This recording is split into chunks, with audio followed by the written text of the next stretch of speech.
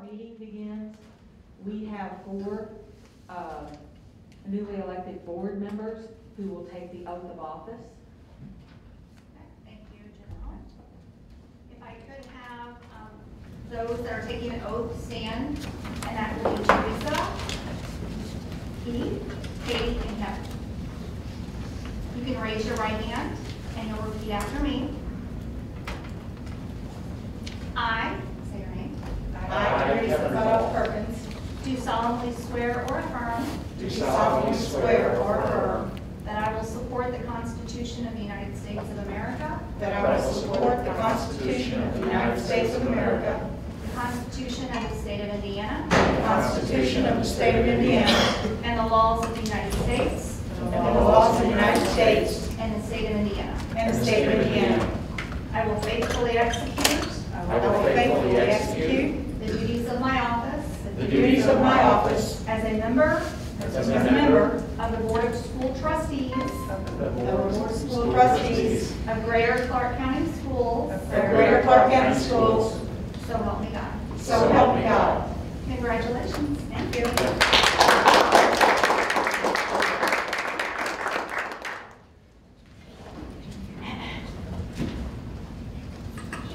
Welcome to all.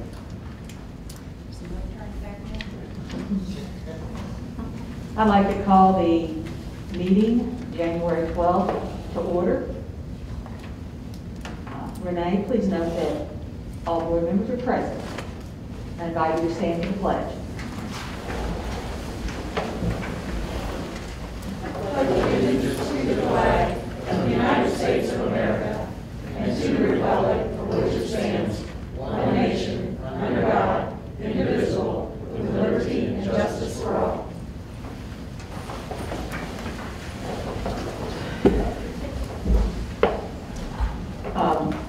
Our first item is the reorganization of our officers for the Board of Trustees. Of course, some of us get demoted.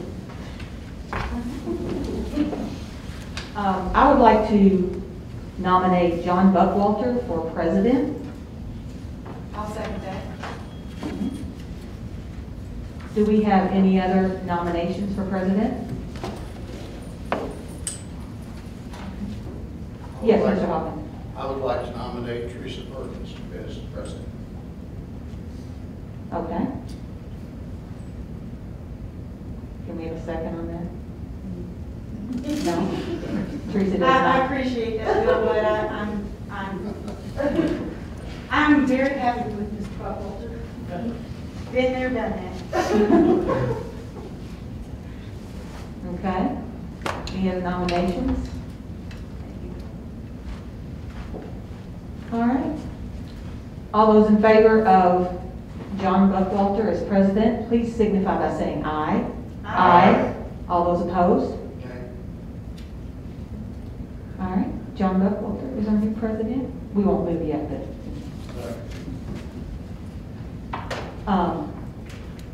Actually, yes, you do, because he maintains now. Oh, you can motion? Right. I'm sorry, Janelle, can you take like you're gone? Oh, so we have to move several times. Yeah.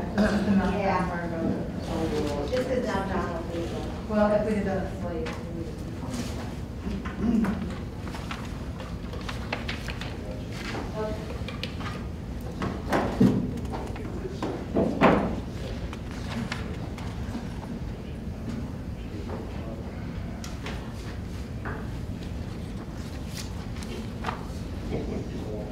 Take the drinks with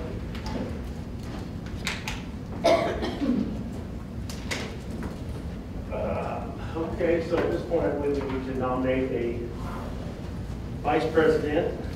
Board, do I have a nomination? I'd like to nominate Teresa Perkins for vice president. Second. I'm sorry, was that? Did you, thank you very much. Any other nominations? All right. Teresa is the vice president.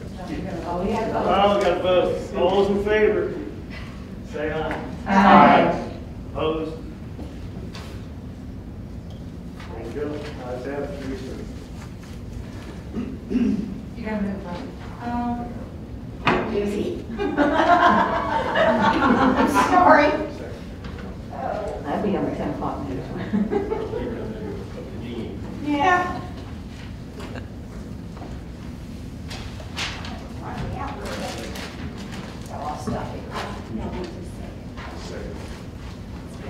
It's at next to you. Wait, here, take your.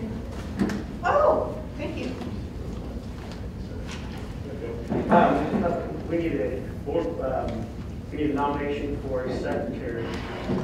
I'd like to nominate Janelle Fitzpatrick. I'll second that. Are there any other nominations? All those in favor? Aye. Aye. Opposed? No, you have. You two have to switch. That's what you Now she gets to sign everything, right? She's the one who has to sign everything. Yep, she has to sign everything. Good. Congratulations, Mr. President. Oh, yeah. We can take the next together, like the treasurer, deputy treasurer, or just do this one? Yeah, we're going to nominate Ms. Laura Dubringer and for treasurer and the deputy treasurer of Jennifer Cato for treasurer and deputy treasurer. Second. Second. You're going to first fit that? Yes, I'm You sorry. first, that's okay. I'll second. Okay, thank you. Any other nominations? All in favor, say aye. Aye. Opposed? All right. All right. There we go. Okay, so we're off. First order of is the approval of the agenda. Mr. President, I move that we approve the agenda as submitted. Thank you, Ms. Hutchins. Second. Second. Thank you, sir. All in favor? Aye. We should have discussion. Okay, is there any discussion? No. Sorry, I'm getting used to this. I'll be good, trust me. I used to forget it all. No discussion. Somebody okay? I'm sure we've looked at it. All those in favor? Aye. Opposed? Okay, the agenda is approved. We have no public comments on the agenda tonight. That'll be made at the end. At this point, we have consent agenda. Board.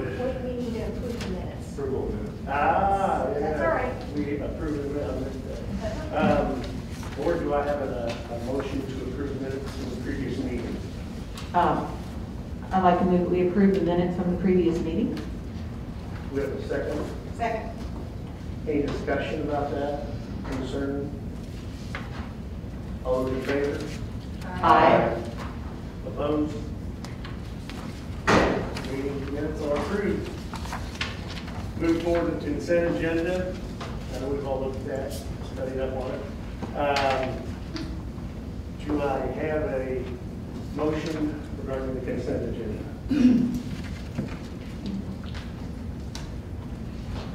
I move that we approve the consent agenda.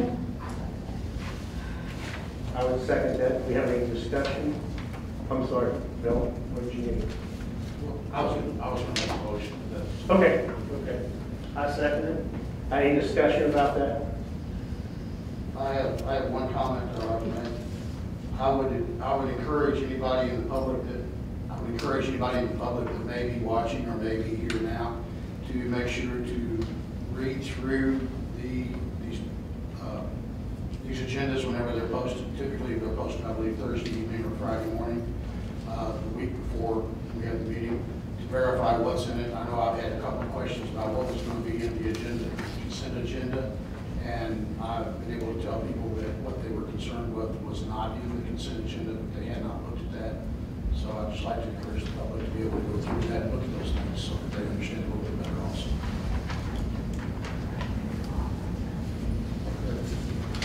All those in favor, say aye. Aye. Opposed? Consent agenda passes as it is. Ms. Hutchinson, would you be so kind as to do the municipal building? We don't have any. We don't have any municipal building. That is a sad day. I got you next time. Are you okay? All right, we're going to move on to action items. First one is the conflict of interest disclosure statements for the board members. Thank you, Board. Annually at our organizational meeting, members or trustees are required to complete, and then I will file a conflict of interest disclosure statement that's setting out any relationship or pecuniary interest that you may have that is in conflict with the Greater Clark County School Corporation. These can be submitted to the board, and you all can vote on everybody else's, and then abstain from your own in one vote. I ask the board to approve those conflicts of interest disclosure statements for each individual board member. Board, do I have a motion? I move that we approve the conflict of interest disclosure statements for each board member abstaining from our own. Second. Second. Any discussion, concerns? All those in favor, say aye. Aye. All opposed? Passes. Move on. U of L student teaching. Move that to be Dr. Harper. Good evening, Board. It's always good news when we have a university coming to us and asking us to place student teachers in our schools. We have a great reputation in the community with the academic work and instructional practice that takes place in our buildings every day. The University of Louisville has requested placement of student teachers this semester. It will be a total of 15 weeks. The cooperating teachers selected must meet the following requirements of having at least 3 years of experience as a certified educator, as well as evaluations being effective or highly effective. The cooperating teacher should demonstrate knowledge of best practice, teaching and learning strategies, and current research in the educational field. They should also demonstrate a willingness to participate in continuous improvement of clinical practice through effective mentoring. The cooperating teachers will participate in a training conducted by the University of Louisville and will be paid a stipend of $10 each week, not to exceed $150 while supervising the teacher. It's a very minimal amount for a lot of work and oversight and support. But we greatly appreciate these relationships that have been built through this collaboration with our local universities for the purpose of educating tomorrow's teachers through face-to-face experiences in the classroom. The experience gained by the teacher candidates is both invaluable and very professional. It helps to benefit our teachers and school staffs as well. So we are so pleased to be able to give them a direct glance into what our world as K through 12 educators face every day. So this helps to support our schools and recruit future teacher candidates for our district. Board, do I have a motion for the approval of student teaching agreement with the University of Louisville, please? Mr. President, I move that we approve the student teacher, I don't have it in front of me. but- That's okay. Student teacher agreement with U of L. Thank you, Mr. Hawk. Yes, sir. I second. Thank you, Ms. Hutchinson. Any conversation about that, concerns, positive? Do you know, Dr. Harley, I know we've done this for a while. How many of those hang with us? Yeah. We try to grab up as many as we possibly can in this day and age of a teacher shortage. Right. So that's why we are so grateful that we have so many who come to us, not just locally, but even a lot of online programs as well. So I don't have an exact Yeah, that's percentage, okay. but we try to do some mock interviews in the spring to kind of give them some additional feedback to get them ready for our interviews. Maybe the last day tether them to the podium so they stay here. Yes. That's great. Thank you very much. All those in favor of passing the University of Louisville student teaching agreement, say aye. Aye. Opposed? Yes, you go. That passes right along. The next one is the amended Centerstone agreement. Again, thank you. Board, as you know, we do have a Centerstone agreement in place. Through this pandemic, we've seen a lot of needs that our children demonstrate, and we are so very grateful. We have sought grant funding as well as local donations to support this effort. We have had in the past 2 therapists employed by Greater Clark who specifically service our special education students who have an IEP.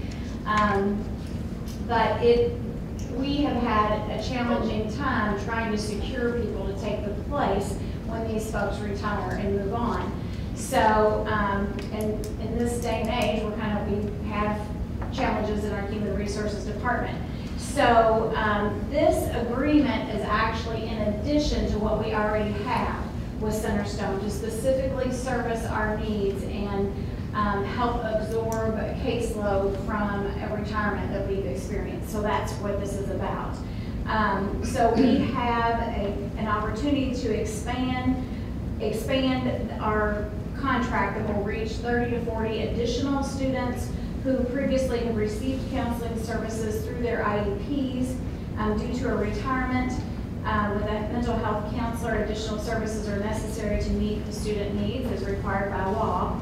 And the expansion includes approximately 70 hours a month at a rate of $32.91 an hour, which is bottom level for this field.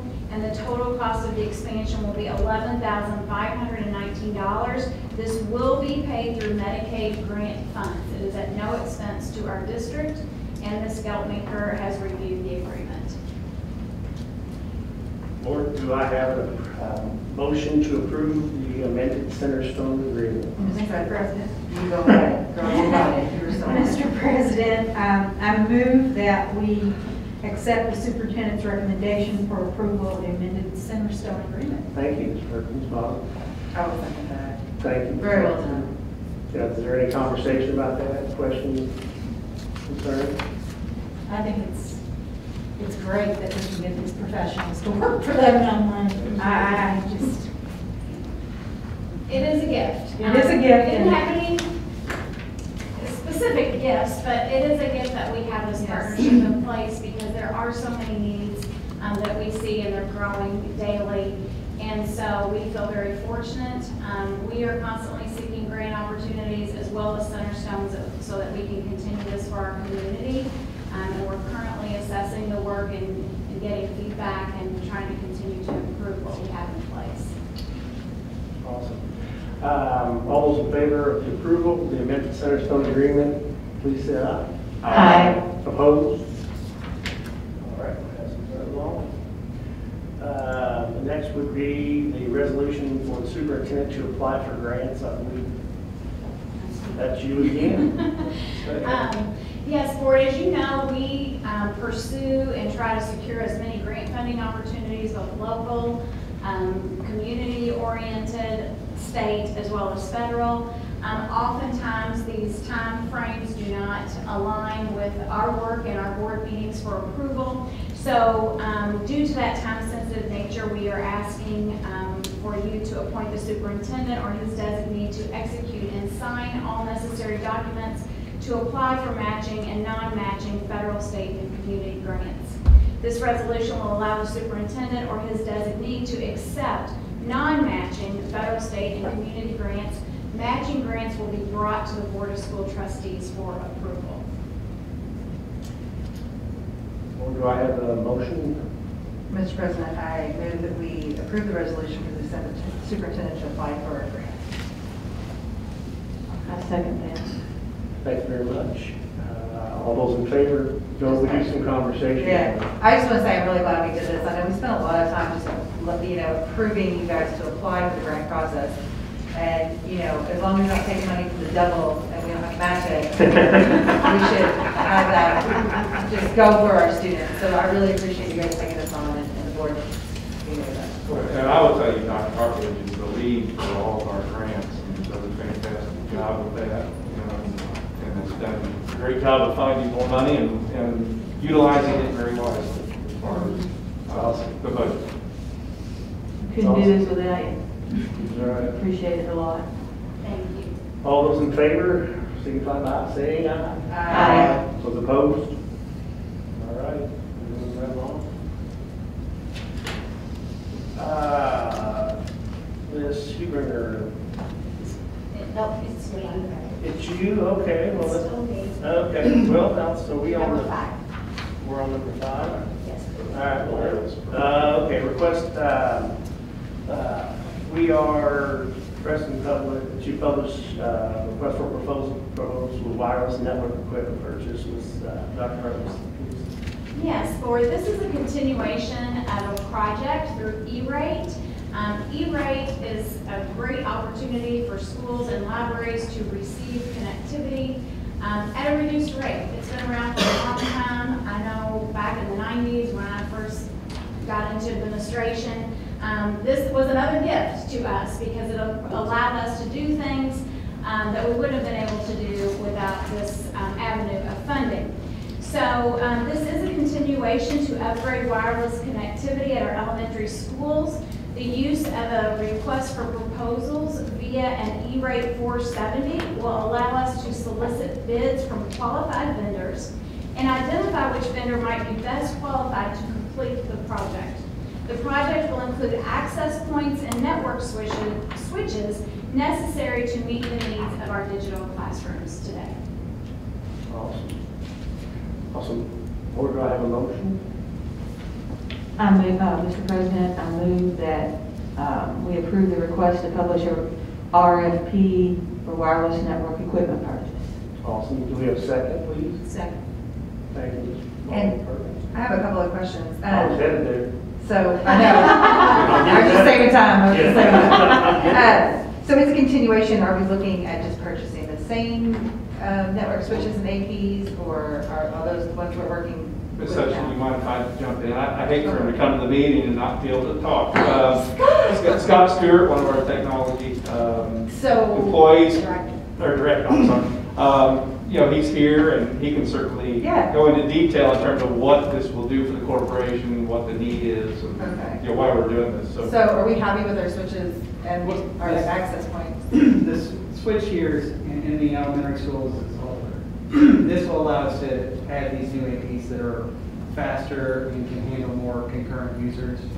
So the APs in this particular RFP are actually a newer version than the last ones we did at the previous elementary schools. Are they still Meraki? Yeah, they're still Meraki. That's the spec. Okay. But with E-rate, you have to always accept equivalent as an alternate. Okay. So if depending on how the bids come in, it could be another, but the preference is for the Cisco Meraki. Okay. They're just a newer generation, which actually is a little faster. So. Yeah, they're come out with them almost faster than you can replace them. Yeah. Are we looking at other wireless companies, or are we happy with? We've been pretty happy with the performance of the Meraki switch or access points. Okay. The switches are Cisco. We've had really good success with them. Uptime is like 99.8%. Okay. It's really reliable, and the throughput has been what we need. Thank you. Thank you. I have a question, and you may or may not know, Mr. Stewart. Does this inadvertently commit us to having to upgrade any of our headed, No. what I would call headed equipment, which you probably saw the question? Well, essentially, what would be impacted in our network is our core switch. And our core switch, when we replaced it after the flood, we planned for 10 years with it. Okay. So it's only been a few years since that flood in our data center. And we already are capable of handling multi-gig connections from every building. Okay. So it really essentially, from our side, it won't impact anything. And our Category 1 services, like our internet connectivity, our provider has to provide the equipment on that side. Okay. So I don't see any other costs associated with this beyond what's included in the RFP itself. Okay, thank you. Board, do I have a motion to publish the request for We already did proposal? that. Okay. Oh, yeah, we're in conversation now. All right, all those in favor signify by saying aye. Aye. Opposed? Perfect. We're rolling here. Now it's Laura. Was you just waiting for me? I was. I can tell you were ready to get up there and do it. No, I can't speak about the most interesting subjects. I will give you that. We're on the edge of our chairs. I know. Riveting. Well, first I want to, I'm going to have to do a little bit of reminding and getting people up to speed a little bit on what I'm about to present for this regular meeting. But I want to welcome the 2 board members and all the new officers, because I know that you have the determination to have the motivation to keep the dedication to reach the final destination. Oh, That's that's good. Could you say that slowly? I'll write it for you. All right. So the first item is the resolution to transfer funding from the Education Fund to Operations Fund effective December 31st. Because of our cash situation, we always have to wait to the end of the year to see really how much I could have transferred, because my projections to the board through the budget had indicated that we needed to really kind of watch where we're at. Last year, we only ended with $100,000 or less in the 2 major funds. And we'll talk later about that impact on this district.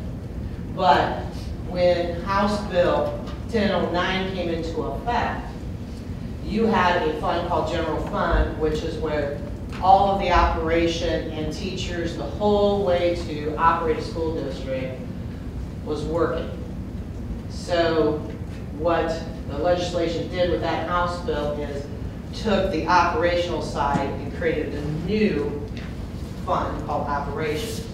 So the money that comes from the state dumps into the education fund, and we should be able to take that money and transfer that portion that used to belong to the general fund into the operations fund to cover those operational costs. Okay? Because of the spending that we have been doing, we were not able to take the full $9.5 billion that actually belongs to that section that it originally belonged to. So the remaining amount that I'm asking the board to approve by resolution is $3.3 million, which results that you have only transferred $7.3 million. This will become important when I get ready to talk about in our budget, on our finance meeting that we're going to have shortly. So it's my recommendation that the board approve the resolution to transfer $3.3 million out of the education fund into the operations fund. Board, do we have a motion? Mr. You go. Mr. President, I move that we approve the resolution to transfer $3.2 million, I believe, from the education fund to the operations. Thank you, Mr. Hoffman. Exactly. Do I have a second? I'll second. Thank you, Ms. Hutchinson. Any questions, comments, concerns? I know she kind of cut everybody up to speed, but there might be a question or two. You doing okay? All right. All those in favor, signify by saying aye. Aye. Opposed? There you go. Passes right along. Thank you. The second resolution comes to you that on September 1st, when we did do the budget, we discovered that we needed to get in line our debt service payments. And one of those funds is pension fund. Pension fund is the fund that where years ago, legislation focused on schools who had unfunded retirement liability, and they required schools to bond and make agreements and pay retirement plans and the reserve funds. We are now paying those bonds back, and that takes a while. We had to pull payment into the current year because we levy and pay our bills in the current year. Right? So at that time, they indicated that potentially we would have to get funds from somewhere, either rainy day or from one of our taxing funds, which leaves us at the operations fund. After further review with the DLGF and having that discussion, because we did get our budget approved, that the payment could either come out of rainy day, which then would skew what your expenses truly are at the pension fund. So we had cash available that could be transferred down from operations into pension. I will explain this further also in the next budget finance meeting, because that will be important for you to understand why I was able to get it out of operations, and we're heading down a different path, why we were able to do that. And I'll make that quite clear. So it is my recommendations that the Board of Trustees approve the $125,047.56 resolution to transfer from operations to the pension fund. Board, do I have a motion? Mr. President, I move that we approve the resolution to transfer funding from operations to pension as cited. Thank you, Ms. Hutchinson. A second, please. Second. Thank you, Ms. Perkins. Ms. Perkins. Any comments, questions, concerns? Always concerned. Always We're getting concerned. there. All those in favor signify by saying aye. Aye. Opposed? Here we go. Remember, everything's fixable. This one right here is probably the one that might be confusing to you as to why I would be doing asking this. What I want to remind the board of several things. A, we do not hide money. I report and obligate to several high-end agencies, not just in the state of Indiana, but federal. And so not only is my work submitted, it is also submitted through all the other departments, so that way if I'm not matching, they're asking, okay? We're audited every 2 years, and so there is an intense obligation. In addition to that, there is an intense obligation to make sure this district heads down the right path, because everything hinges on a lot of things. Your credit rating at the end of the year, how you maneuver at the end of the year. So if you recall, now the new members may not know this, but there was a time where our health insurance, which is a self-insurance plan, went below zero. And in order to save that fund, money had to be transferred out of the rainy day fund. Now the rainy day is for things that happen, but this one was a buildup. So they had to recoup that to keep the self-insurance fund liquid and still operating, okay? The rule is that you cannot transfer the money back out of self-insurance fund. That's just the rule. If you look at Indiana Code 20, you'll go to the self-insurance and you cannot move that back, okay? We will never recoup that. In other words, out of the self-insurance fund, even if we get that fund very flush with a cash balance, because we're way too low there, okay? The only way that you can do that is to get it from the education and the operation fund, and get that right in, okay? Now, at the end of this year, now this, I don't want you to think that we've done something fantastic. Here's where COVID has done something for a school district. We have gotten stimulus money that has alleviated expenses. We cannot forget that. Okay? So now you are not experiencing those expenses that we had to buy supplies and those types of things. In addition, in the education fund, you will be ending the year prior to this transfer with $1.3 million. But remember, I just had you pass a resolution for 3.3 because you didn't have enough cash to get it down to the operations, right? So that 1.3 million is really all you have right there without transferring all the funds, right? You also are not paying all of the additional expenses that when you are fully operating the classroom, you're not spending as much on supplies, as much on needs, as much on supervision because everybody was home. So we have one-time savings, in essence, right? One-time opportunities. The operations fund will be ending in $1.3 million because we didn't have midday routes, because we weren't running those buses at that time. The stimulus package, again, also offset those expenses. So if we took all that amping back up to where we are fully operational, what I'm trying to tell you is that you will run out of money. Can't get any clearer than that. But we have this one-time savings. We sold a building, because you only get that one time, right? And we have the agreement to get our money from the other building. You need to take advantage of this. This is my best advice. That you would take $300,000 out of each of those funds, put it into your rainy day, consider it recouping half of what you took out of there for the self-insurance fund. Now, what does that do for you? Your Standard & Poor's is going to see that you are protecting all three funds in a manageable way. Okay? and understanding that it's a one-time savings. It is not really there to continue to spend. When you amp up, see, what you have to do is, if I left it there, you'd be taking it. Hence, revenues, expenses equals deficit financing. You're spending more than what you're taking in. But this one time, you have to get it there.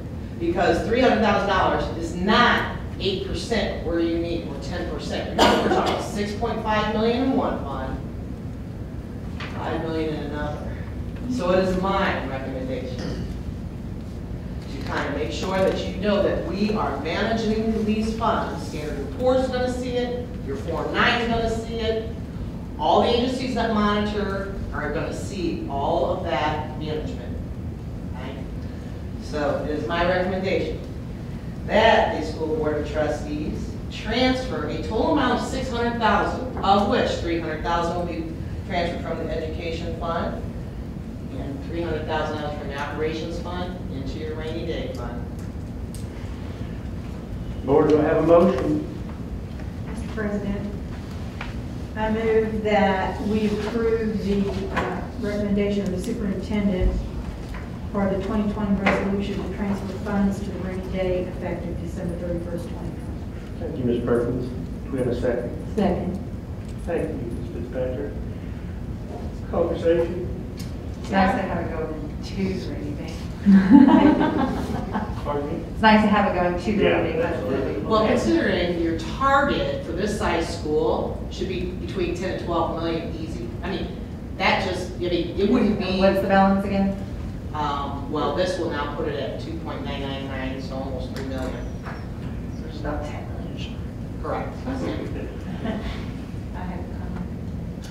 I would like to thank Laura for the work that she has done, not only in all this mess, but in the ability to explain it so that we can understand it. And you've been very open about answering questions and spreading it out so we can understand. I really appreciate it. You're doing a great job. I have the determination to get to the destination is to get this district where it needs to be because it's so deserving. You don't even know what you have here. I mean, I know you do know, but it is imperative that we continue this greatness because not only does the school have a lot of eyes on it because it is fantastic, but you are in a part of the state of Indiana that everybody is vying to be at. And we need to keep up with that. And we will come with the positive recommendations to make sure our kids get everything they deserve, need, and they will come back. You want them at the table, at the dinner table, talking about what Greater Clark did for them in 30 years from now, when they're talking with their families.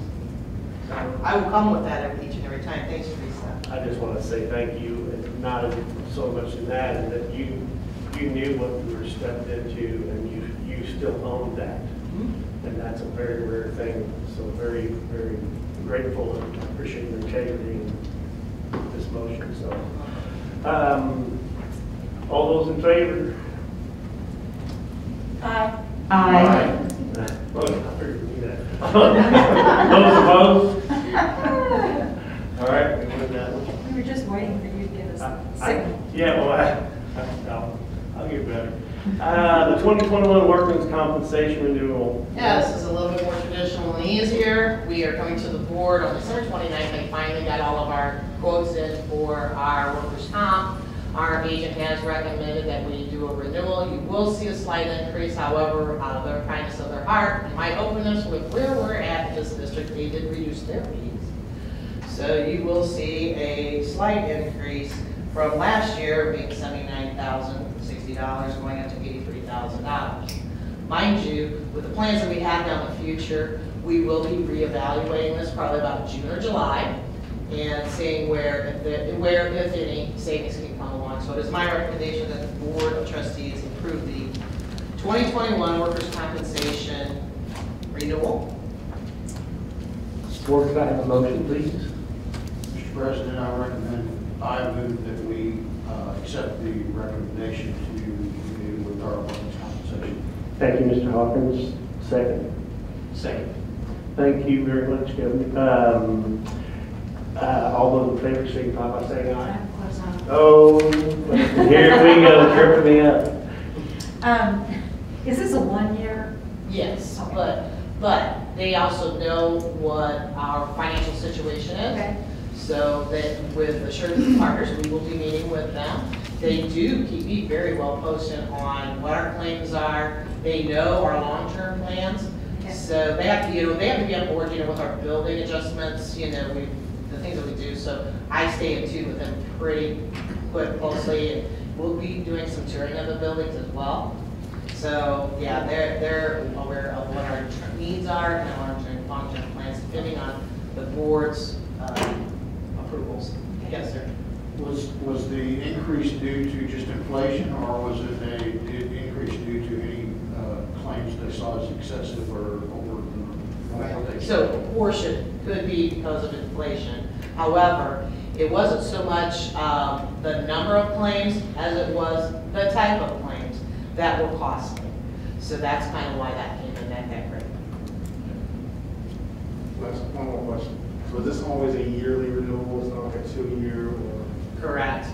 So because we project some changes within the district, I am okay if there's a long-term effective partner that's willing to work with us to engage in, 2 or 3 year engagements, because that just saves a lot of effort and time that we know that we've got that good partner to engage with. But that still, even going into that length of time, does not let anybody off the hook. We definitely still meet at beginning of school time, at the end of the year, we get January. So we're meeting twice a year at minimum, even on a 2-year contract or 3-year contract. So yeah, I like to engage if it's a great partner that is providing great savings and doing good service for the district, to do that, because it does. I don't know if anybody realizes what it takes. I can speak for everybody else too, because I witnessed it, the insurmountable time that we take and care and evaluate every word, every dollar of what's going on in the district. And not to mention what it takes at the business office. Now that one I can testify to on the stack box, But anyhow, we expect our partners to communicate with us on that. They were very excited, open to be able to do that with us. They do with anything that we're doing, that they come in and do that. So I have done both ways, and I want to give that confidence that regardless, we're still meeting at least once to twice a year. All those in favor, signify by saying aye. Aye. Opposed? Okay, and finally, Mr. President, I am asking the board to approve the mileage reimbursement rate for 2021. This comes directly from the IRS, so because we do engage with federal programming, we will be requesting that the board approve the mileage rate for 2021 to be 56 cents. That is down from 57.5 cents. So we generally approve the standard IRS mileage rate. So I'm recommending that the board approve this rate. Board, do I have a motion, please? I move that we accept the mileage reimbursement for 2021. Thank you, sir. Second? Second. Comments, questions? Excuse me just a second. I can't tell if the mask's on. Oh. Thank you. I couldn't tell if the mask, and then it was second. Oh, okay, I'm sorry. You're fine. I'm like, All right. mouth moved. All right, so in a second conversation, we're okay? Anybody want to continue with that? I don't want to question the federal government. You can hang around after. All those in favor, signify by saying aye. Aye. Those opposed? All right. Thank you, Mr. President. Thank you. Now we have public comments on non-agenda items. I think Mark Felix is gracious. Am I the only one? With the presence. Well, heck yeah. With 2 for 1. Congratulations, Mr. President. Well, thank you, sir. What on earth? Or you can tell me later. Long story. I bet. Aren't they always? I'm Mark Felix, President of the Greater Clark Education Association. Mr. Freeman, Mr. Paul, welcome to the board. You really took on one heck of a responsibility, I know that. I just want to say thank you, board, for hearing me tonight. I know this opportunity was nearly scrapped, and I think the chance to have these non-agenda items should remain. It comes in handy at times. I'm not big on social media. I know a lot of people aren't. This gives me that chance to see you eye to eye and talk. So anyway, without further ado, let me get back to what I came for. All right. On Thursday, you guys will be back here for a work session to examine the new cost reduction plan proposed by our administration. Prior to that session, Mr. Loeffner will also present his plan to us, Teachers Union, during a special corporation discussion. I know already most of what's in this plan.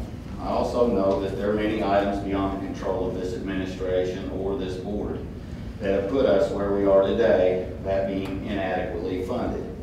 Obviously, there is a need to explore ways to save money. It seems like this is where we always end up, needing more money to provide our students a solid education because the state of Indiana won't provide us with what we need. Thanks to our state legislature, we seem to end up here fighting for scraps year after year. Well, tonight, I would like for this board to consider what is most important. Educating our kids or balancing our budget. It's going to be tough.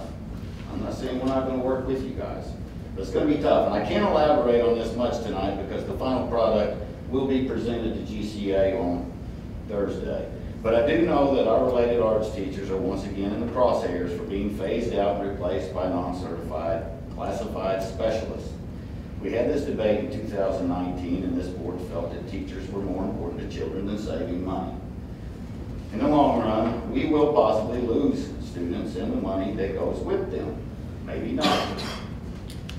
I do know that as a parent, I would prefer that my student be taught by a professional who has dedicated their life to teaching children over someone with little or no loyalty to education and merely working for a paycheck. You may see me up here again in a couple of weeks. In the meantime, please make sure that your decisions are based in fact as much as projection.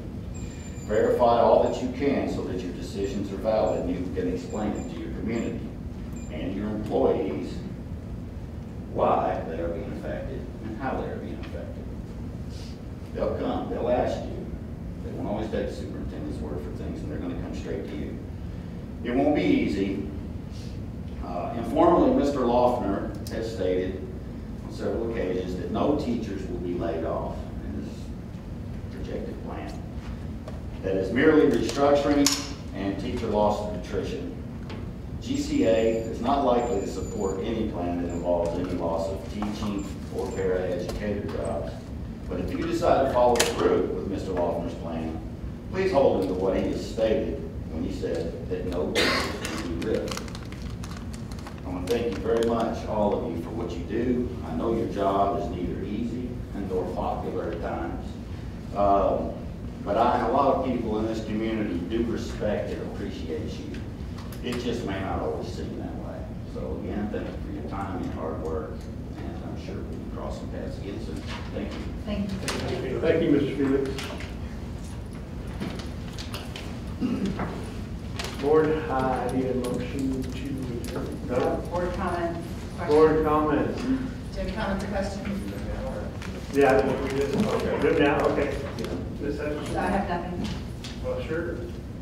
What? I said, sure, you go for it. No, I'm teasing. I- I'm teasing you. Ms. Hawkins, I'm sure you do. I do have one comment. You're going to have to take those positions out during the meeting, so. This is standard. So you're going to have to take those out. Very good. I'm also to adjourn the meeting. Not yet. We're going to get comments about Is it tonight. there? No. Yeah, he said, no good. Well, we got another one after this. So you hang tight. Do you have any comments? As a board member, both of you, I appreciate it. Ms. Fitzpatrick? Proud to be the mother. Well, I see now, you're looking through your things, I get it. Ms. Perkins? Yes, just, I appreciate the support, and your vote of confidence. I hope I don't disappoint you. Ditto. I'll keep him. Yeah.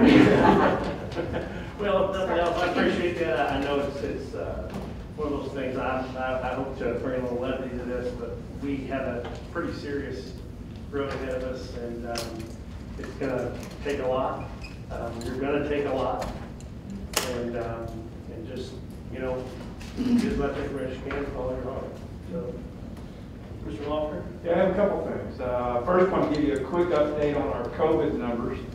You know, before I do that, welcome Kevin, welcome Keith. Look forward to working with you. Appreciate you stepping up and serving the way you're doing. Since school started on July 29th, we've had 73 student cases and 34 staff cases. We've quarantined 1,783 students since July 29th. Since January 4th, you know, in terms of starting back up for school in person, we've had 10 student cases, 3 staff cases, and we've quarantined 223 students at this time. You know, so things have been pretty busy here in the last week and a half in terms of some positive cases, but we will continue to work with Dr. Yazel, the health department, on managing our way through this. As I've said all along, you know, we're going to try to keep our schools open, but if we get to a point where we can't staff a school because of quarantines or positive cases or whatever, you know, then we'll shut that school down, you know, for a week or 2 weeks, whatever Dr. Yazel recommends. You know, and if we get a situation where we have a cluster of cases in a school, we'll do the same thing. So I just wanted to share those numbers with you. Also wanted to just talk real quick about Thursday. We have a work session where we're going to discuss 2 items. It starts at 6 o'clock right here in this room. Obviously, the big item is the cost reduction plan that we'll present to the board on that evening. We're also going to talk about Governor Holcomb's teacher compensation plan in terms of how to get teacher pay up. You know, and really those 2 things will work together. You know, in terms of the state, like Mr. Felix said, needs to do their part. And I'll be quite frank, I do not believe the state has been doing their part in terms of funding public education in Indiana. But also on our side of things, we have to do our part. You know, and we'll talk about that Thursday. I will say, you know, it's somewhat disappointing that there's already a lot of misinformation out there, whether it's coming from social media or the community, you know, from the standpoint of people making comments already that we're eliminating programs, we're eliminating related arts at the elementary level, which you will find Thursday when we present the plan that that's not the case. We're not eliminating related arts programs at the elementary level. There will still be art, music, PE, and all those things. You know, we're not eliminating bus routes, and we're not going to make kids walk to school. You know, we are trying to work on becoming more efficient with our transportation, and we believe we can do that, save money, and still provide transportation to all the kids that are currently getting transportation while saving money doing that. You know, and why wouldn't we look at that if we can do that? So we'll present that Thursday evening. Look forward to doing that, and just wanted to remind you. And once again, welcome Kevin and welcome Keith. Mr. Lofgren, may I ask a question? Sure. Just for my own clarification, and perhaps anybody that's listening to this, a work session is not like a regular board meeting. Correct. We don't take any votes. Right. No action. No action is taken, and there's no public input. No public comments during a work session. All right, that's what I thought. Thank you. But also, I think, just so we know, they know there's a limit to people that we have in here. I think, have we met that limit? We have that. We have met that limit, but it's online, so encourage you, those that weren't able to. Yeah, we'll be online. You know, based on the COVID restrictions, we can only have 25 or less people in this room while we're doing that work session. You know, but everything will be online. We've tried to be completely transparent with this cost reduction plan. Last week we met with the groups that it directly impacts, because we wanted to make sure that our own people knew about the plan and what we were going to present to the board in the work session before it was out there in the community. You know, and so all those groups that are directly impacted, we've met with them last week. They know the details of the plan, you know, and we're going to go through those details with the board Thursday night in a great amount of detail. All right, thank you very much. Board, Mr. Freeman? He made a motion. You're up, Keith. Second. If all in favor of adjourning, say aye. Aye. Opposed? All All right, right. now we will go right into the Board of Finance. That's our next meeting. That is.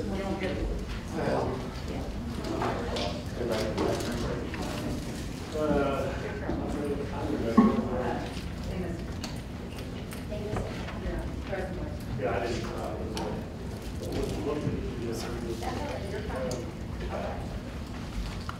Okay. All right. We can call the Board of Finance election of President and Secretary to order. We don't need to say the pledge, don't we? Laura? Thank you. For Indiana Code 51376, it is required that the school board and trustees conduct and hold a Board of Finance meeting annually after the first Monday in January of the calendar year and on or before the last day of January of that year. Our bylaws further state that the Board of Trustees will conduct this meeting at the first meeting of each calendar year and shall elect the president and secretary to the Board of Finance. Before everybody jumps at that opportunity. Just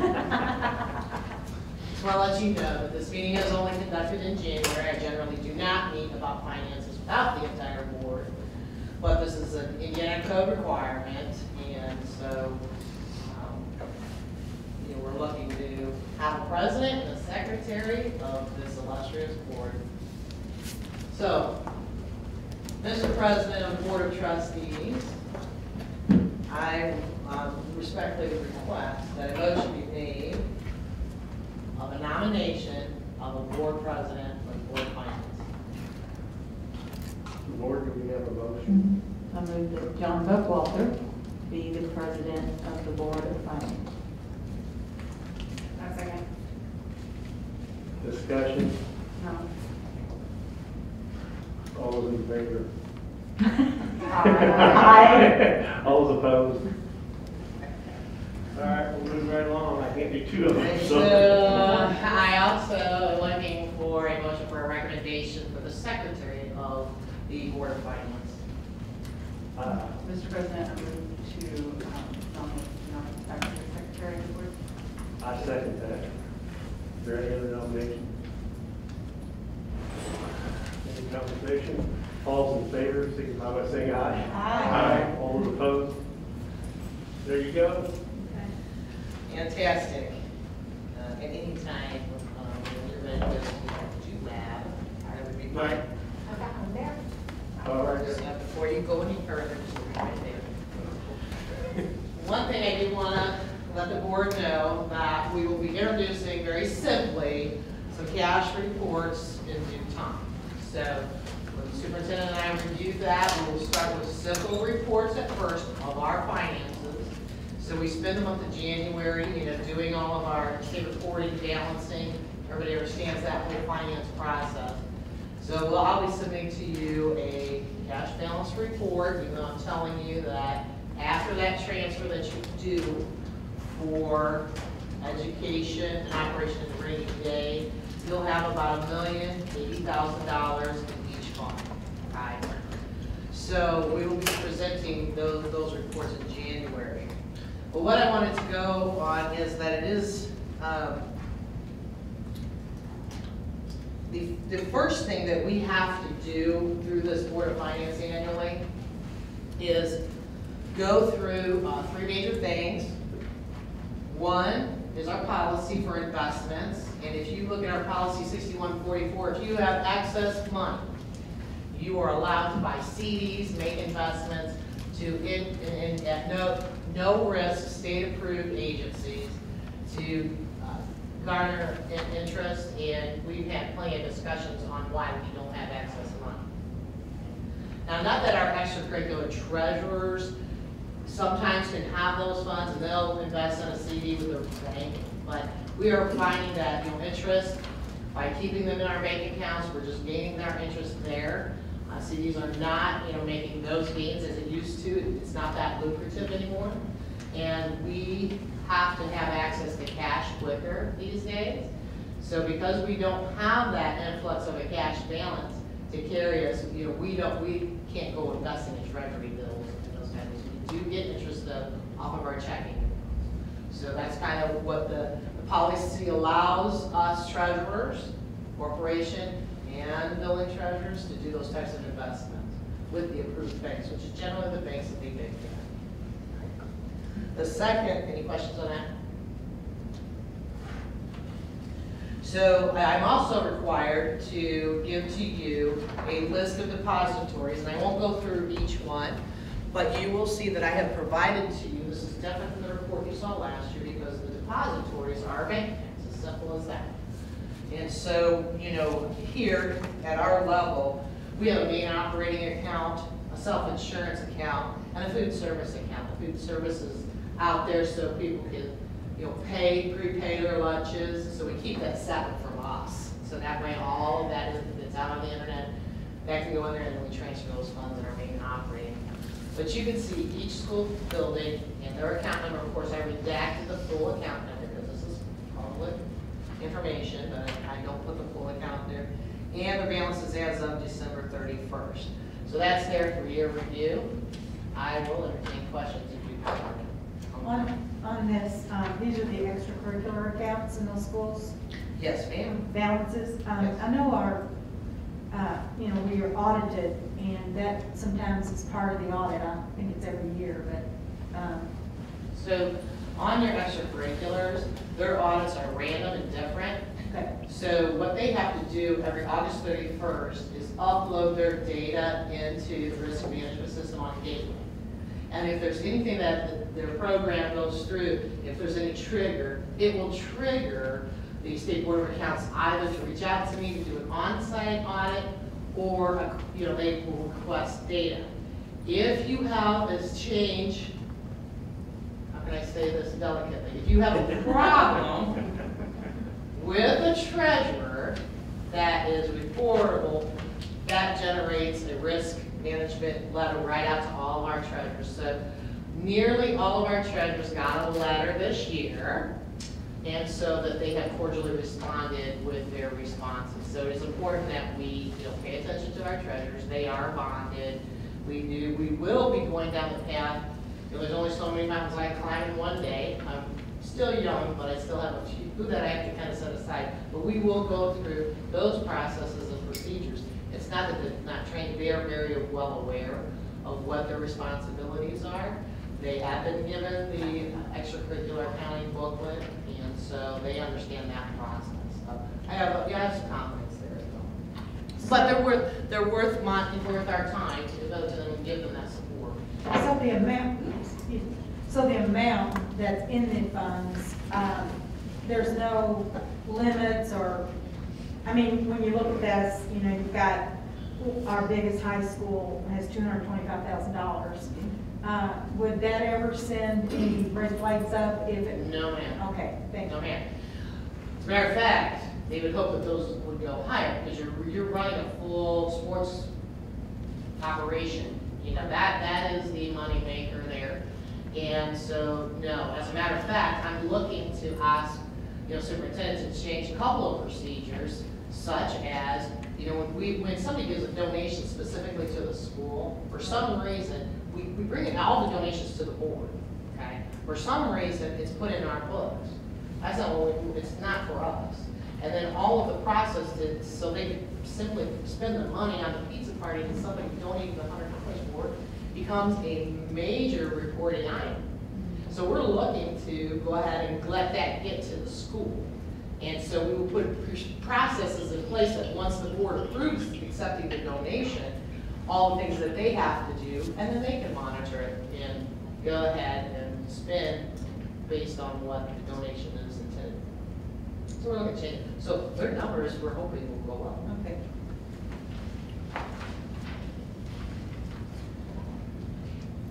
Okay. And then finally, this is the big one. You've got two types of reports in your packet. But just so people know, I want to kind of show you, this is one of the governing agencies that absolutely has conversations with my office. We send all of our reporting data to them, and it's called the Distress Unit Appeals Board. All school districts are required to submit this information, right? And they get this information from our financial report, which is the Form 9, which is given every June and December numbers. So the June ones are due in July, the December ones are due in January. So it does take them some time to process this for all schools. So this is the website if you ever want to examine. If you notice that if you hit the down arrow, all schools are in there. So you can evaluate other schools to see what they're doing. You simply select by name. Right. So as we go through, what I wanted to point out to you, because we're going to go to this, then we're going to go to the reports I prepared for you, because these are easy to read, but I have prepared reports for you all along, so I want to show you what it looks like with our reports, because you all have, in our new members, the budget book that we put together for 21, so you can see where I'm updating, and they'll look familiar, okay? So here you will see, and this is our average daily membership, this is our enrollment. You can see a slight increase. The significant thing to this, and you will see it on what your budget book looks like, is that we give 2 counts a year, September and February. Right? And we do get paid every month for our enrollment. So when September rolls around, we're still getting money off of our last count date, which is the previous February, or an estimate that I put in. And I always put an estimate in May, June, just depends on when they ask for that. So you get your funds based on that estimate. And then when it's solidified, you're either going to get more money because your enrollment increased. That's the only way we can get more money. Or they're going to take it away if your enrollment goes down. Okay? So let's just say ours went up. So we should see a larger distribution from the state every month. But here's your caution. We have not hit the payload because February 1 comes and you have graduates, mid-year graduates, guess what happens to your number? And they take that money away. And all that settlement and balancing goes on March, April, and you start seeing that adjustment in May and June. Right? So it is a balancing act. And that's why you have to look at history. So if you look at those bars right there, looks like we've maintained our enrollment, right? I'll take you to your other report shortly. Can you scroll down a little bit more? Well, these are the fiscal indicators we talked about, or do at. These are the. When you hear fiscal indicators, this. Right. Yeah. This is the mechanism of grading your financial status for your school district. This, as Dr. Hartledge has explained to some of the teachers, you know how there are assessment tests and grades that come to you and the building for your evaluation. This is ours. Right? And so there'll be key things that are significant that brings attention to the UAP on these school districts. So this looks like a lot of information here. This is all your funds, including your rainy day that has money in there, right?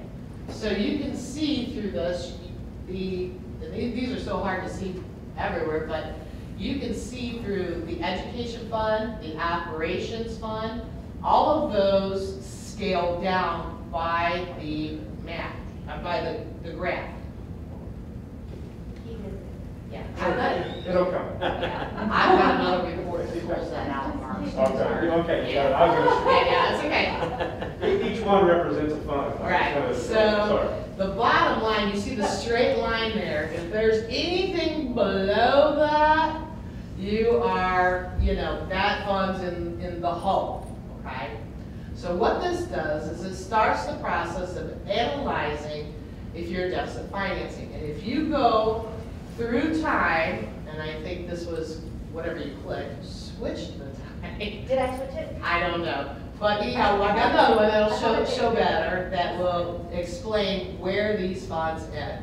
So, yeah, this is not Greater Clark. So you have to go up to the top. Oh, Again, somebody else. yeah. Whatever we click, that's not Greater Clark. Get a reset. We wanted it to be. Don't you wish you were going that way? Remember I said we switched. So that's the point I really do want to make, because doggone it, I've looked at that and I almost know Adams Central's. I'm like, this is not ours. So you can see where in 2014 you have had balances, but see how significant all those decreases go in. You can hover over each bar, and it will tell you how much, what the cash balances are, how much over you went. Gotta go way over 19. I know.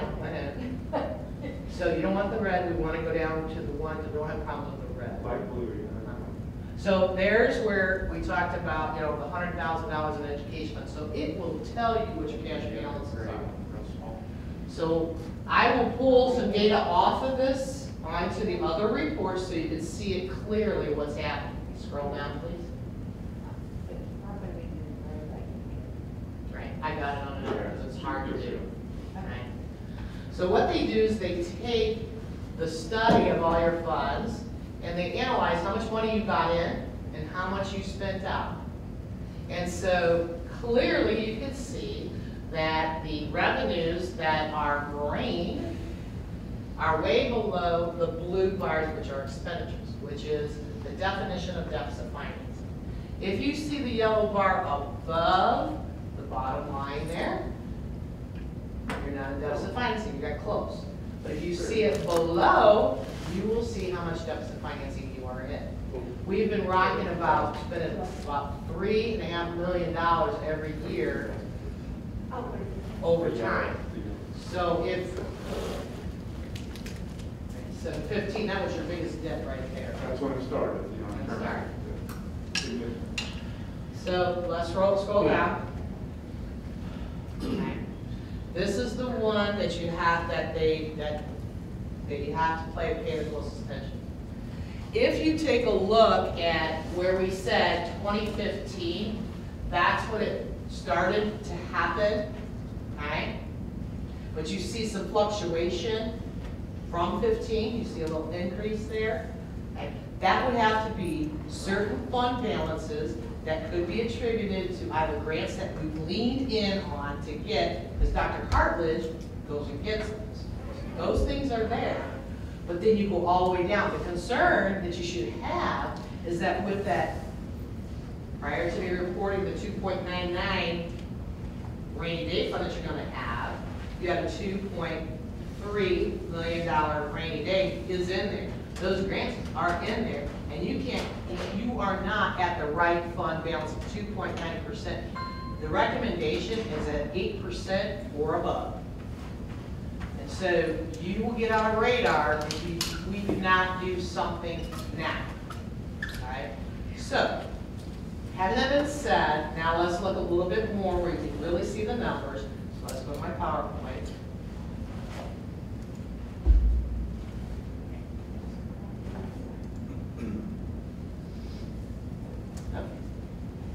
So this should look familiar. This is the report that's in your budget book that I gave you September 1st. So when we talk about the enrollment and our revenues, and there's a description at the bottom, but if you simply look at those bars, that should look familiar, where we have increased in the beginning of the year, and we fall off at the end of the year to the tune of 75 to 100 kids, right? So our budget originally was built on 10,125 kids. We did see that influx. That's okay, because we're also projecting a decrease because I have to level out the year for any enrollment drop off. Okay. Right now, we have a pretty good enrollment. We only lost about 54 kids, but we're not done. We're not to February 2nd yet. So that is the key time, and I have to make sure that we stay consistent every first. There's 2 counts. Yeah, there's 2 counts, September and February. And that's how we level off our state funding, because they will take that into consideration and level you off. So that way you don't hit a big dive. I have to level off through the school year. They make the adjustments in December, and then May and June of all of each year. Now, I will add, there is actually legislation ongoing right now in Indianapolis to where we would, if passed, get funding for those kids that graduate early and maybe don't show up on that February count, which we should. Yeah. But we educate them. haven't. We haven't for ever. You still have a teacher for the year. I mean, that should be as simple as that. You know, you don't have the teacher just say, oh, I'm gonna come and teach 100 kids, and then I'm gonna stop part of your contract that's 54 graduated early. Makes no sense. So we've been fighting that for a long time, so if anybody wants to take a stance with that, that would be fantastic. All right, next page. All right, so let's talk about those fund balances. Here's where you can see them better. So we took out the 3 that the DUEB actually focuses in on from that fund balance. This is the green bar, okay? So if you just take a look at the blue is the education fund. So you can see in 15 where you were at, and now where are you at? Right? It's clear. Your operations fund is the orange one. See where you were at in 15, now where are you at in 19? This is the siren. Okay? And let's make it a little bit worse. We were at a good point, increased our rainy day fund, and took money out. Okay? So this is why I got as clear as I could at that budget meeting that it was incumbent and prudent of the superintendent to submit to the board a cost reduction plan. Right there it is. I can't get any clearer. I am sorry that I have to show this passion to you, but I'm passionate about it. My poor colleagues, I apologize to them because I'm so passionate about it when we're meeting. You think I'm something here? Whoo, these poor things. Yeah, come to Kevin. Because it's fixable. You can obtain the optimal learning environment without disruption to our students. I can testify to that. I have lived it. I have been there. We can get you there. We have educators that are top-notch in this district. They know how to take care of our kids. I cannot convey to you anymore. With this being my experience and with their experience, you're lucky because it can be fixed. And I'm that passionate about it. That's how much I can stand firm. I've got the guts to do it, like the president did say, about stepping into it. I gave up all those years where I grew up from because I know you're worth it. I've got the courage to tell you, I know you have the determination, the motivation to get to the destination. So let's go to the next.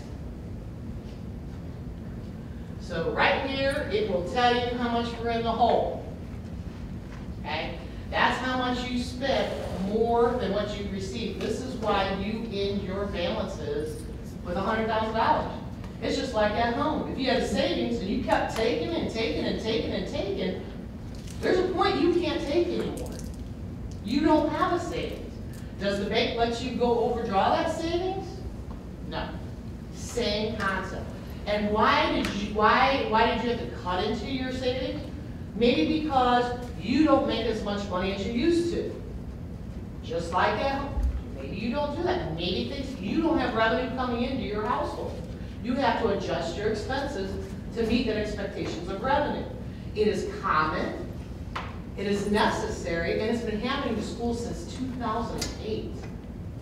And then let's just add in one other thing. Circuit breaker, tax caps. Okay? The maximum amount our households have to pay. Okay? We did not make that adjustment when that came in 10 years ago. If you go back 10 years and you take a look at what other school districts did to get here, I mean, they thought at first they could just turn off the lights in the room that they weren't in. Soon, they were giving up their buses. They were cutting programs, firing, laying off teachers, doing whatever it took for 10 years. We got some catching up to do. We can do it. Let's go to the next one. Because if you don't, this is a little bit clear. This is where you are at mission critical. Notice it's all in red because you're going downhill. And I know for a fact that the Distress Unit Appeal Board looks at all school districts in the state of Indiana whose number in 2019 is 8% or less. Let me say it again. I know for a fact that the Distress Unit Appeals Board takes a look at every school district in the state of Indiana if that bar goes below 8%. This is why I'm saying I'm that passionate, we can do it. It is the right thing to do. It's the right thing, it's the necessary thing to do. And the only way you can do that, we're not a profit company. We can't say, oh, I'm going to invent this. We can't sell enough cookies to get us $6 million. I've been told that, you know what, let's just sell cookies. What? $6 million? Okay, fantastic. But that doesn't work. Oh, wow. Right. We have no options to generate revenue. If there's a tax cap, there's a law. I can't get you over that. We don't want to do that anyway. Not necessary. Not necessary. We have to tighten our belts, do for ourselves, before we go and say, what are you going to do for us? We can do it. I will take any question you have about this situation. Is this the first year that these percent of expenditures has been looked at as far as a? Since 2018. Okay. So, so we were at 4.6% in 2018. That is correct. Would we have gotten a? Yeah. You needed to, yes, there was instructions that did come how to handle this and how to deal with that. And I think one of the things that's happening, this organization to do that has been empowered more and more each year. That they're tightening things up in terms of, you know, looking at these indicators. What is the district's plan if your indicators don't look good? They're starting to look at this district seriously and amp that pressure up. So what some of the other things that they do look at for a school district, you do have some growth here. I mean, we did have property value go up 8.1%, but we didn't do anything with that. We're not doing anything with that. We keep going the other way. So now that becomes a different issue. You know, if we keep going, because we'll keep going, because I said we didn't transfer the $9.5 million out of education and operation, you'd be way in the hole. And then once we amp up and start running school again, our utilities are decreased because we didn't have as many either freezing bodies in the school building or hot bodies in the school building, right? That even decreased. So once you start operating again, okay, you will be in the hole. And so that is why we want to make sure that we turn that shit with our kids forefront in our mind, right? Compassion to our staff. We're very compassionate to it. Any other questions? Based on that, would you figure the 2020 numbers when they come available? I guess that's June, July? Is that when 2020 numbers are? They won't update this until about this time next year, because you're required by January to. And you would anticipate they'll be kind of artificially high due to the fact that we weren't operating, maybe, a little increase? They will, yeah, they'll recognize that. However, you won't go up to the 8%. Yeah, somewhere, yeah. What happens, let me tell you what happens when that happens. So we see that number increase because we were operating full, and they know that, right? So they already know that, but your percentage will still be low, and they'll still have your eyes on you. Even when you do your this first, as painful as we may think that cost reduction plans are, this is the first pathway. right? And we still always have to tighten our belts. If we do not, then you just, whatever you do, you're going backwards, right? So you continue to look forward and how you can continue to raise that. If you fall below the 8%, you will be required to tell the DUAB what's your corrective action plan. And you have to implement it. That's kind of how they work with everybody. So that's their rules. So we want to make sure we're ahead of that because we don't need to be there. And try to make sure that the community as a whole understands that we got this. I know it's painful. I know everybody's calling you. I know. However, the 30,000, that's part of being at this level. We have to do this for our kids.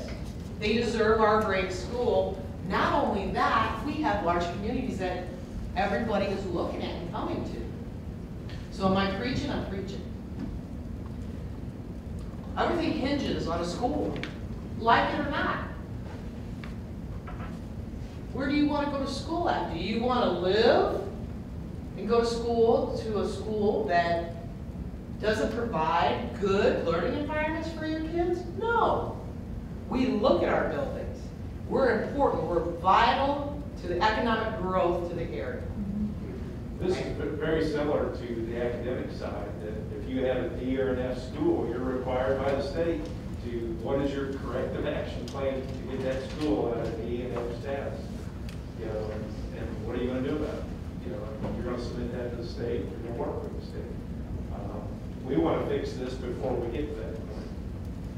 I think that, you know, we've always looked at our grades on achievement, you know, with what you just said. But this is new, and it's very important, and I don't think our publics know that yet. I mean, I've tried to tell people about the data you gave us, and you know, they see new football fields, they see all these things happening. I'm glad you brought that up, because that's come up in the community and social media quite often about, you know, why are you spending money on athletics, football fields, and things of that nature? You know, if we don't have any money, how can you be doing that? Well, those are different funds. Laura can explain that better than I. And you can't take, you know, those facility improvements come from debt service, which come from property taxes. And you can't take that money and transfer it into the education fund or the operations fund. State Board of Accounts is not going to allow you to do that. That's illegal to do.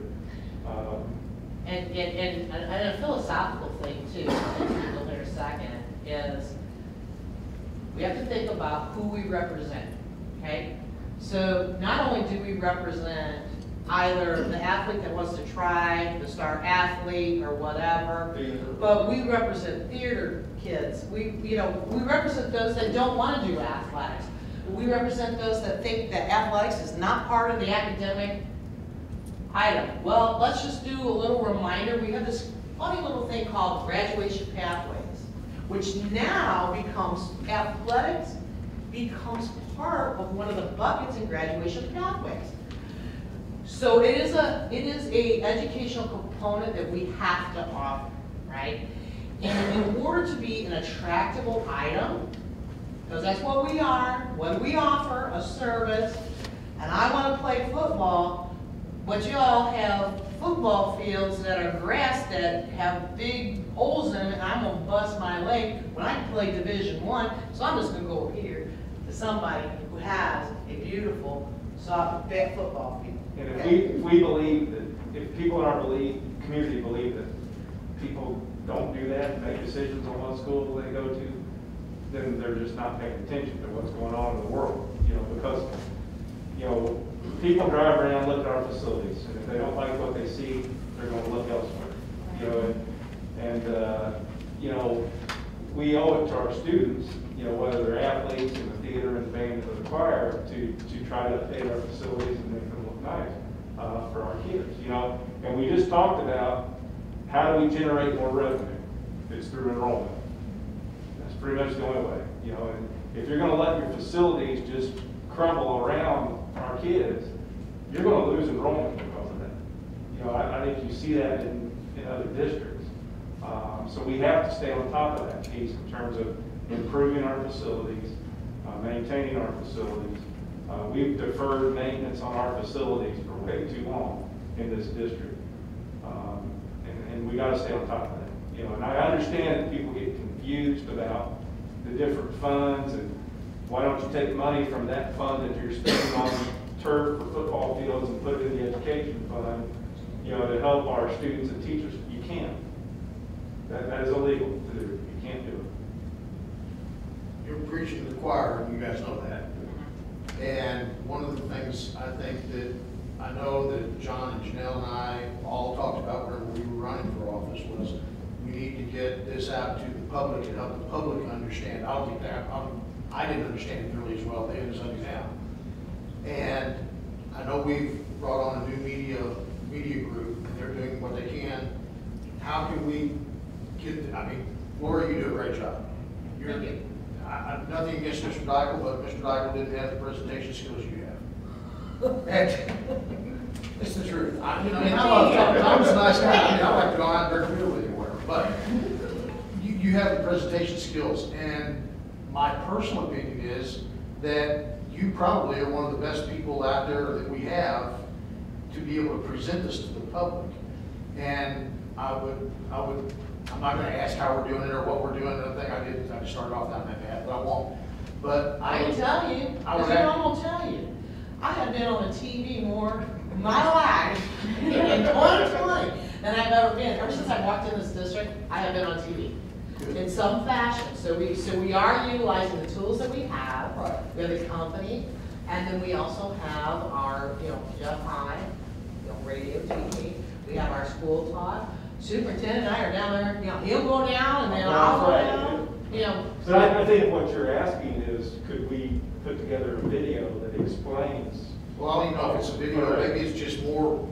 I don't know what it is. I don't know. We can put out on social media and explain the different. Right. I personally don't see it a lot, but I'm trying to back off from some of my social media stuff too. But I know I consistently get exactly the same things you said. I hear it every week. Well, Larry, you watch these new football fields. Yes, but that money doesn't come from the money that we have to pay the light bill. Those are two separate things. And I try to explain that to people, but they're not picking up on it as well as I would hope they could. Well, I've done that before in my lifetime, several times. Community meetings for a lot of several types of reasons, and people just don't want to listen. They don't want to come to a board meeting at night. Look, how much have you been hearing this week? Okay, and I know that we have a max capacity. I understand that, but that's not what they want to do. And so, understanding, see, as we grow together as a unit, there's so much more I have to show you and tell you and teach you. I can't shove it all down your throat at once. So it's a big monumental task. I do believe that it would probably be prudent for us to maybe do some kind of,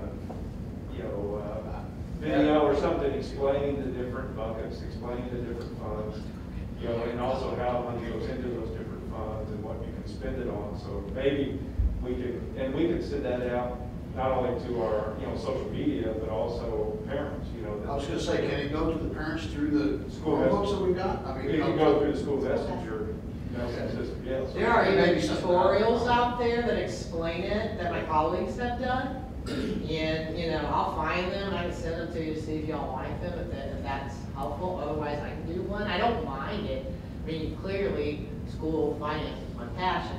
It's just that, I want to make sure I get what you want me to convey out there. I think one of the things that we're actually missing is showing people what the alternative actually looks like if we don't do something about this. And I did a little bit of research even before, we even had the meeting to do that, and it is grim compared to taking the actual steps to do what needs to be done. We talk about athletic facilities and theater and everything else. Well, one of the first things they'll do is cut the things that aren't necessarily needed for, that are expenditures in the long run. Football games cost money, plays cost money, So let me tell you what experience I have had with DUAP and exactly what they do. Now, we are not there. You know, this community does not need to panic because we have a plan in place. That's our first thing. That's the most important message I need to convey. But if a school district heads down the path of not taking the recommendations of doing a corrective action plan, there's probably a 40-page report that you probably won't see me for a while because I have to fill that information out. Once that happens, the three of us have to go, meaning the board president, superintendent, myself, have to go to the Distress Unit Appeals Board and explain to them why we're not doing that corrective action plan. And if we do not partake in that corrective action plan, the first thing they do is they actually come right on in, they evaluate who the leadership is, board included, and they will eliminate your powers, okay?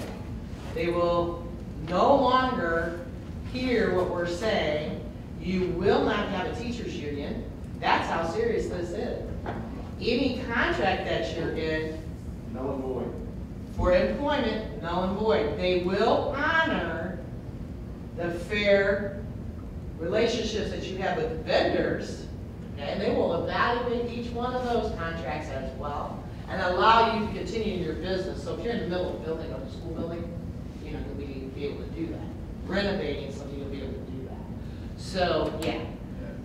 That is very drastic, but we are nowhere near that yet because we have presented to you the corrective action plan, gonna present it to you again in great detail. That's when you will hear the true impact of what you will be deciding on January 26th to move forward in some fashion to correct this. Now, let me say loud and clear about this board is that there are influences. We started that with, you heard Mark Felix talk about how education hasn't been funded. So we're already struggling to that at that 9th level and putting legislation in for circuit breaker impacts. What happened is that adjustment didn't come soon enough. Had we done that many, many years ago, we're talking like 2008, way before I was born, that should have happened. Right? So, you know, and you want to think that because of the growth that's coming, that you would have worked your way out of it. And I wish that would have been in the case. However, you still, in any business, whether it's school or not, you still have to evaluate that and make adjustments accordingly. That is not uncommon. So if you are getting crucified for anything, what we're doing is not uncommon. Maybe you should have done it a little bit earlier, but not uncommon. Yes? I think I would agree with Keith that while I don't want to scare people, I do think they need to understand the possible consequences if we don't do it, because we are hearing a lot of possibilities. There's still a lot of steps. That's why we're doing this. And we're trying to explain it But to them. here's your dilemma. Even though we're recorded here, your dilemma is that we do not have the authority yet to do that. There are rules about doing that. So the best you can do is forward them to this website, which is on your memos, and have them read about those things. Just like the research you did. Because we're not in a position to go there. We don't have a jurisdiction to do that yet. We can't speak on behalf of the DUAP. That's what, I can only tell you what I've experienced, witnessed, have seen before in other school districts, right? But we don't have the authority to speak on behalf of the DUAP. We have to follow their lead. If they reach out to us, this is what happens. They tell us at that point, because between now and a complete takeover, there's many things that they suggest that gets done. Yeah, and I was going to do this Thursday, but I'm going to go ahead and do it right now. And I know people in Greater Clark don't like to compare themselves to the District of New Albany, Floyd. I get it. You know, I think we're better than them also, but I'm going to paint a picture financially where we're not. You know, and if you go back in time, 10, 12 years ago, the district, New Albany, Floyd, made some very tough decisions 10 to 12 years ago. Closing schools, outsourcing custodians, moving pairs to 29 hours, things of that nature. Well, you can't argue that it didn't pay off for them when you look at their finances. And I'll show you right here. If I can get them. Their rainy day fund has $5.5 million. Well, that doesn't seem a lot. Let me show you their cash balances in their operational fund. Their operational fund has $16.3 million. Okay. In their education fund, $9.8 million. So they're getting up there close to $25 million in cash balance. We've already explained where we're at. Okay. They made decisions on things that we're going to present to the board at the work session on Thursday. They made these decisions, like I said, 10 years ago. And they're reaping the benefit of that financially. You know, and like I said, I know people in our community don't like us to compare to New Albany, Floyd, but there's many other examples, and I'll show you more across the state, of school districts that are very similar in size to us, that did some of the things that we're going to present Thursday night. And when you look at their cash balances compared to ours, it's a significant difference. So, sorry, Lord. No, you're fine. I guess with that, the Board of Finance, Mr. President, Madam Secretary, that is the position of the Greater Clark County Schools. I want to thank you for your time. We will meet again this time next year. However, I do want to welcome the two members again and not make you think that you are regretting what your decision was. It's too late anyway. Right. So, we'll get you up to speed on budgeting, school finance. You will not, I guarantee you, I've been doing this for 27 years, and every year I'm like, wow. You won't have all of that. That's what we're here for, to support you in that, but to give you these highlights right here so you can speak confidently on where you're at. I know this is where we're at. I can see we decreased, and we're going to make every effort to increase that and make sure that our kids have everything they need, that they deserve.